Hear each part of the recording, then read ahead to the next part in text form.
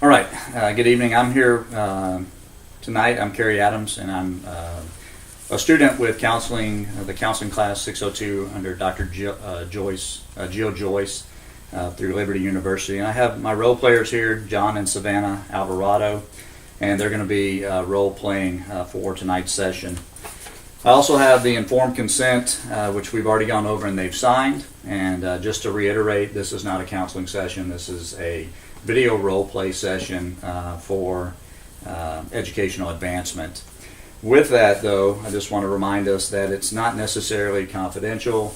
My professor could use this and will view it and could use it for the benefit of others as well. So, but I appreciate you guys taking time and agreeing to be the role players for tonight.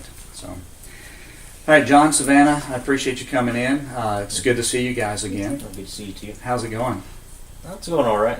Okay. Good. So it's been 2 weeks since you were here before, and the things that we discussed in that first session a couple of weeks ago was the conflict that you two experience over kind of activities and what to do with your time, either when you're off work or when you have the weekends. And so there was some disagreement about it, different desires from each one of you. And so that creates conflict. And so we talked a little bit about that, and we identified that on a scale of 0 to 10, that conflict has gotten all the way up to a 7, with 0 being the best and then 10 being the worst.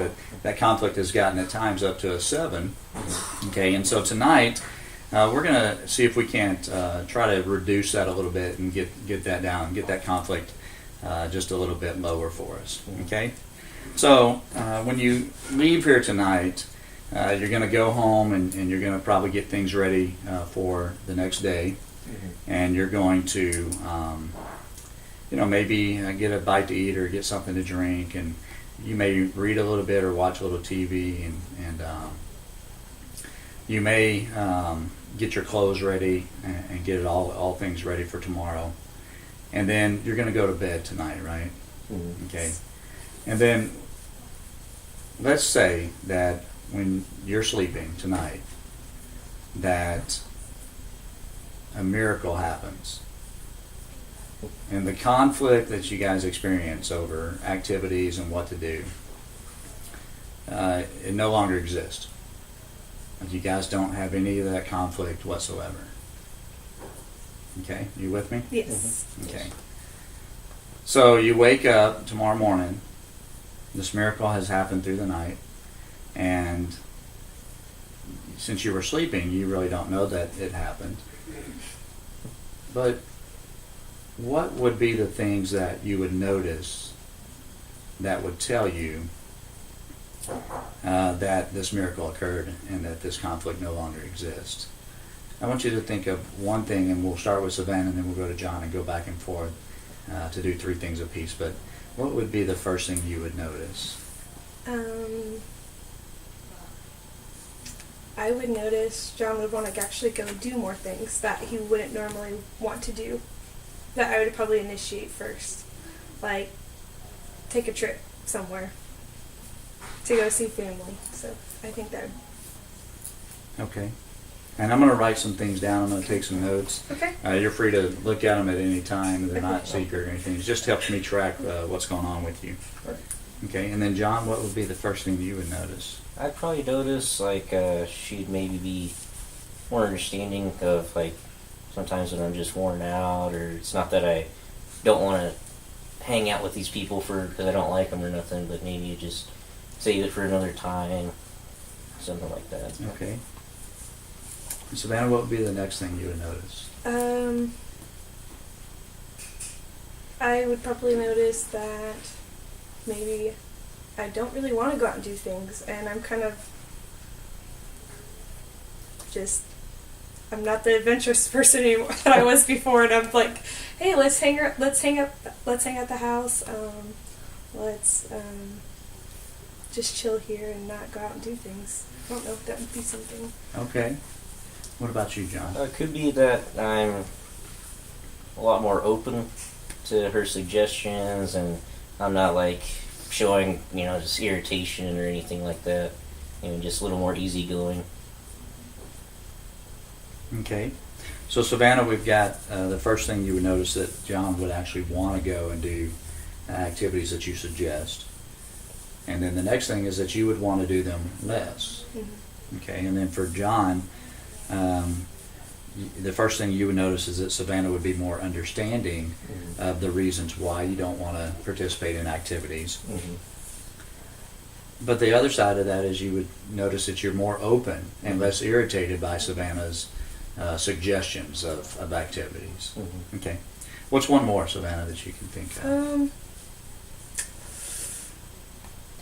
That I would be more open to staying at home and not doing going on an adventure or something like that, or hanging out with friends, but opening up and seeing that it may be stressful for him to go and do things. Okay. Gets anxiety. And John, one more for you. I find I just be able to kind of step out of my comfort zone a little bit more, and just maybe on the flip side be a little bit more adventurous myself. Okay. So a little more adventurous.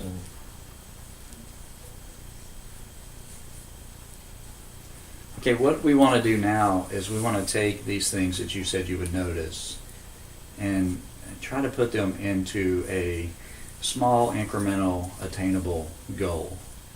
So let's just say between now and the next time that you come in, which is 2 weeks from now, how could we take these things that you've mentioned and make them a goal that you could put in place? Okay. I guess I could actively apply what I said, Yeah. and maybe later on this week I can surprise her with something that I wouldn't usually suggest, like, hey, let's go out and go to these people's house, or if she does ask about something, I'll be a lot more open to it from the get-go. Okay. Okay. Let me ask him a couple of questions on that to get a little more specific, and then we'll get to yours as well, Savannah. So the third thing you said that you would notice is that you step out of your comfort zone a little bit and are more adventurous. Okay. And then the first goal that you said would be that you would surprise Savannah with an activity that you came up with, and not just wait for her to have the suggestions. So in the next 2 weeks, what would be attainable for you to do that? How many times are we talking? And maybe is there a specific day that would work best that you could try to do something like that? Let's see. Maybe going to see something small would be going to see a movie that I definitely don't want to see, like Mary Poppins, and that would definitely surprise her.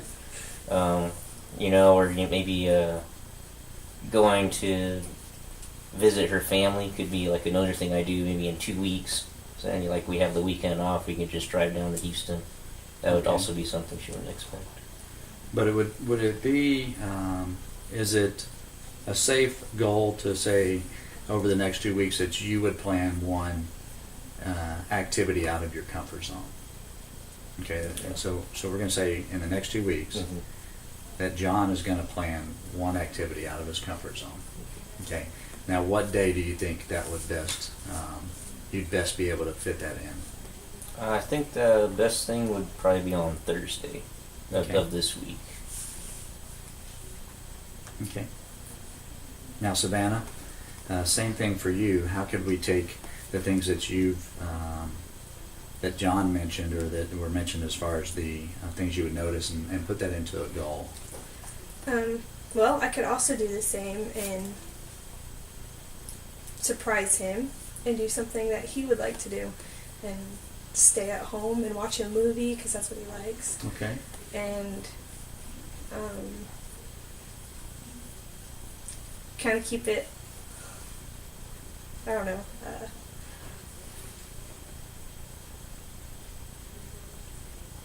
yeah, I would just try to do things that he would like to do instead of always forcing what I want to do. And I'm like, why don't you want to do those things? So, just kind of be understanding, and I would try to do that. Okay, so we're going to say that you're going to plan a night in. Yes. Okay, so he's going to plan a night out in the next 2 weeks and surprise you with that. But you're going to plan to stay in because you know that he likes to do that as well. Okay, let's do one more. That would give us 2 goals each Okay. for each of you over the next 2 weeks. And so, John, let me just remind you of the things you said you would notice. Yeah. That you'd be more understanding, more open and less irritated, and then be able to step out of your comfort zone a little more and a little more adventurous, which we've kind of hit that one already.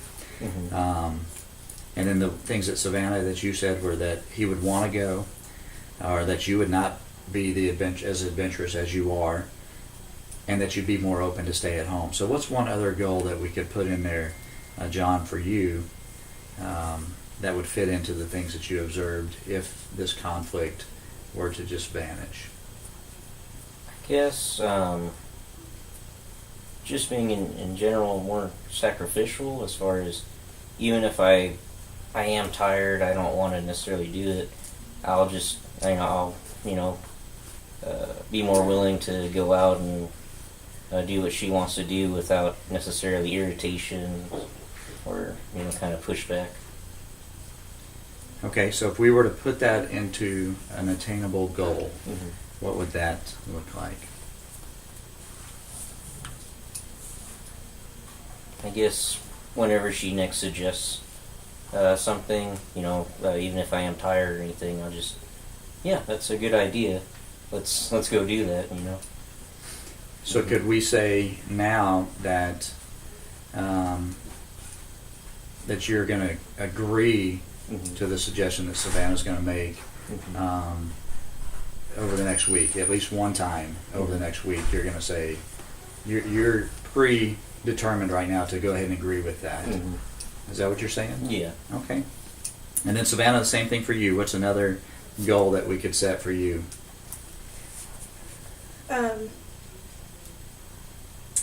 I could plan ahead to, like, if I know he's tired when he comes from work, try not to plan anything, but to just let him rest and be like, okay, I see that you're tired, and I'm not even going to mention it. I'm just going to let him rest and just, we'll stay at home and we can do something here, or we can invite friends over if if he would like. I could talk to him about that to see if that's an issue, and if not, then just be like, okay, we'll just stay at home. Okay, and so you're going Yeah. to kind of assess what kind of day he's had Yeah. before making suggestions or planning activities that may not fit into the days that each one of you have had or the schedules that you've had. That's going to lead us into what I want to talk about in 2 weeks when you come back, is how to have more effective communications between the two of you.